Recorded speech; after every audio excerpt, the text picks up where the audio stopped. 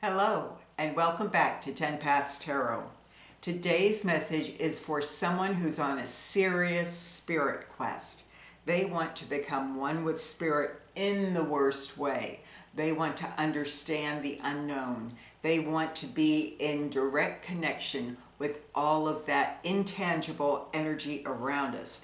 And we want to know, is it possible, or how do we get there faster?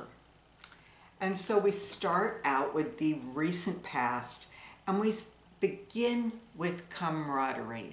There may have been discussion about what is the essence of spirit. Should we just follow the rules and regulations the way we've always done it? And there has been discussion, there has been similar ways of thinking to a point. But then one person here, and I'm assuming that's you, saw something greater and decided they wanted to go further with this connection. And they followed spirit through the unknown. They wanted to become one with spirit, one with spirit's love. The glow of the moon reflects in the horse's eyes. So its emotions are a little more under control as it moves forward. However, the ego is still battling us here, and the ego is our dreams, what we think should happen, what we think could happen for us, and we battle that. And we keep hold of one dream, which does come up later in the reading, and I will go into that when we get there. But we hold on to one dream, but we're trying to push away the others. We recognize them as part of our ego, part of what's keeping us from discovering this great spiritual connection. Next, this is how we are feeling. We feel like we have the world. As long as we have spirit, we are good. At least that's the way we want to conceive of things. If I have spirit, then I'll have everything. I won't need anything else. And that is the energy we're taking into the current energy. I used energy twice. I don't like when I do that. But that is the mentality we're taking as we enter the current energy. And here we have the Page of Pentacles. Pentacles means we're still tied to life here on earth. We want to expand our vision. We're a page. We know we have a lot to learn, and we continue learning. Now, normally we'd become a knight, but instead we've become a charioteer. And this is big forward motion. The chariot is huge forward motion, but we're only taking the necessities with us. We still have a tendency to see things in our own way, not being entirely willing to accept information from others. There's a tendency to think that no one but us knows this true spiritual connection. Spirit urges us to stay balanced.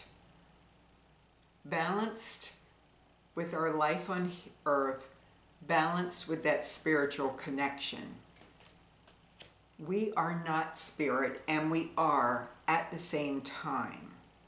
One thing I think is interesting is that Temperance has 2 cups.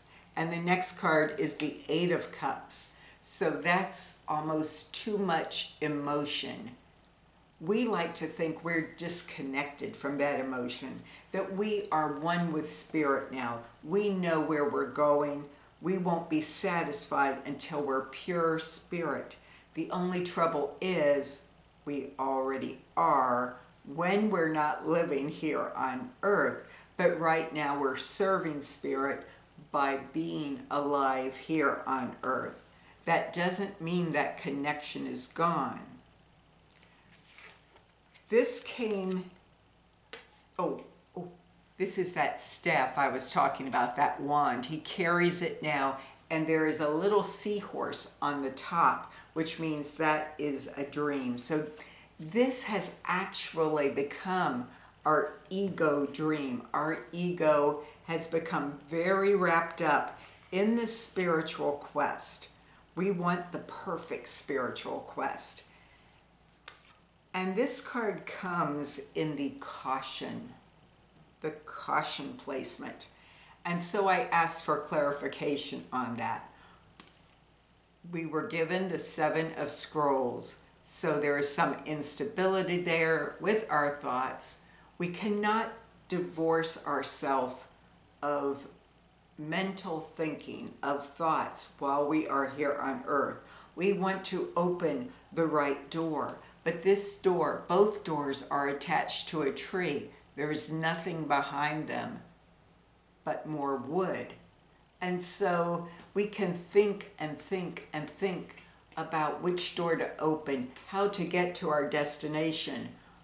But the ultimate destination we are considering is not possible while we're here on earth. I also asked Spirit to give me a card to explain what happens. What happens if we don't keep balance in this life? And we got the Five of Stones, with stones representing our material world. And here there's a sense of frustration. We are tied to this material world, to this material earth. We may have wings, but we can only fly so far. We are set on frustrating ourselves and being very isolated should we devote ourselves entirely to this spirit quest. It's not that it's an ignoble goal. We might also keep in mind as we walk away from these cups, the cups can represent love and life force energy. This quest that we are on is not a new quest. It has been there since humans were allowed to be placed here on earth. It's part of us. It's part of what's inside of us. The quest that you are on, others are on. Others long before you have been on. If you isolate yourself too much, then you do not get the value of those experiences that can be transmitted to you. This almost encourages us to, rather than strike out on our own, find a community of like-minded individuals who are on a similar journey. We can all share the experiences we have. None of them are wrong. None of them are the penultimate, because this has been an ongoing quest. It's that part of us that's always connected and knows it's connected, but we can't prove it. We can't show it to others. Either they feel it or they don't. Either they seek that connection or they don't. But whether they do or not, they're connected. And whether we do or not, we're connected.